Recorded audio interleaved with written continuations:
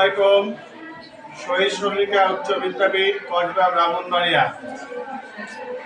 আজকে আমাদের আলোচ্য বিষয় টেরারিয়াম।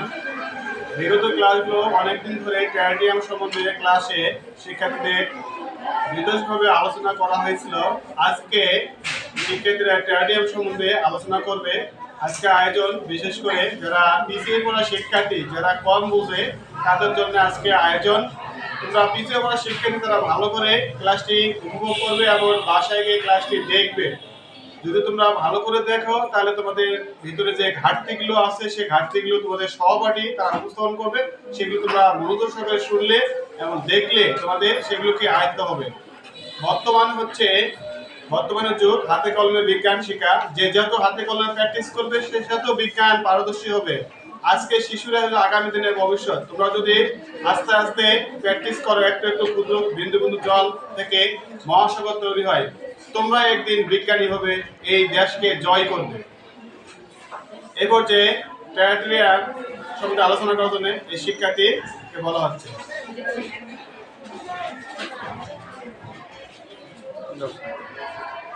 বন্ধ করছে না। আসসালামু আলাইকুম। আমি সপ্তম শ্রেণীর একজন নিয়মিত ছাত্র। আমার বিদ্যালয়ের নাম শহীদ শ্রমিকা উচ্চ বিদ্যাপীঠ হাজিপুর কসবা ব্রাহ্মণবাড়িয়া। আজকে আমাদের বিজ্ঞান ক্লাসে আমরা টেরারিয়াম সম্পর্কে আলোচনা করব। টেরারিয়াম সম্পর্কে গত ক্লাসে স্যার আমাদের বিভিন্ন তথ্য দিয়েছে এবং টেরারিয়াম সম্পর্কে জানিয়েছে। টেরারিয়াম শব্দটা শুনতে আমাদের কেমন যেন লাগতেছে। টেরারিয়াম শব্দটা টেরারিয়ামটা কি? আসলে টেরারিয়াম হচ্ছে ছোট আকারের একটি গাছপালা, শৈবাল, প্রাণ, নানা বর্ণের পাথর, ছোট ছোট জীবজন্তু, পোকামাকড় দিয়ে সাজানো থাকে এই টেরারিয়াম। কাচের এই টেরারিয়ামটা দেখতে অনেকটা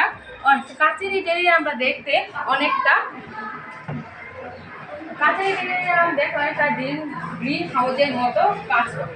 বাইরে থেকে সূর্যের আলো ভিতরে প্রবেশ করলে সহজে তা আর বের হতে পারে, ফলে ভিতরের উদ্ভিদগুলো বেঁচে থাকে। গাছপ্রেমিকদের জন্য নতুন এক আকর্ষণ হলো এই টেরারিয়াম। হাতের কাছে অল্প কিছু জিনিস দিয়ে বানানো যায় এই টেরারিয়াম। খুব একটা যত্ন প্রয়োজন হবে বলে এই টেরারিয়াম বানাতে এবং ঘরের সৌন্দর্য বৃদ্ধি করতে আগ্রহী অনেকে। টেরারিয়াম কি আমরা তা এখন জানবো। আমার প্রশ্ন জানতে পারে, টেরারিয়াম আমরা কি খুব যত্ন নিতে হয়? আমরা কি করলে অনেক দিন টিকে থাকবে? টেরারিয়ামের যত্ন। তারা আমাদের মূল প্রশ্নটা হচ্ছে যে টেরারিয়ামের যত্ন। টেরারিয়ামের যত্নের আনসার হচ্ছে অতিরিক্ত রোদ বা বাতাস টেরারিয়ামের জন্য ক্ষতিকর। তাই এটি এমন স্থানে রাখতে হবে যাতে অতিরিক্ত রোদ না লাগে। গাছ যদি বেশি বড় হতে থাকে তাহলে ডাকনা খুলে সেই গাছগুলো ছেড়ে দিতে হবে। এই সব নিয়ম মানার ফলে বছরের পর বছর টিকে থাকবে এই টেরারিয়াম।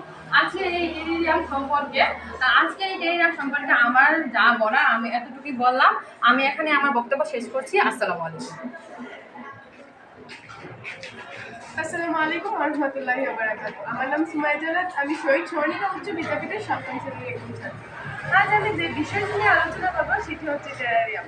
আমরা যদি জানতে চাই যে টেরারিয়াম কি, তাহলে আমাদের সবচেয়ে আগে জানতে হবে টেরারিয়ামের ইতিহাস। টেরারিয়ামের ইতিহাস খুবই পুরনো এবং আশ্চর্যজনক। বিজ্ঞানী উদ্ভিদবিদ ওয়ার্ড যখন প্রথম গবেষণা করেছিলেন পোকামাকড় নিয়ে, তখন তিনি ভুলবশত একটি কাচের জারে পোকামাকড় কিছুদিন রেখে দিয়েছিলেন। এরপর থেকে কিছুদিন রাখার পর দেখা যায় যে সেই জায়গায় স্পোর করেছে ফার্ন। এর থেকেই প্রথম বিশ্বে হয় টেরারিয়াম। সব ব্রিটিশরা খুবই আকর্ষিত হয়।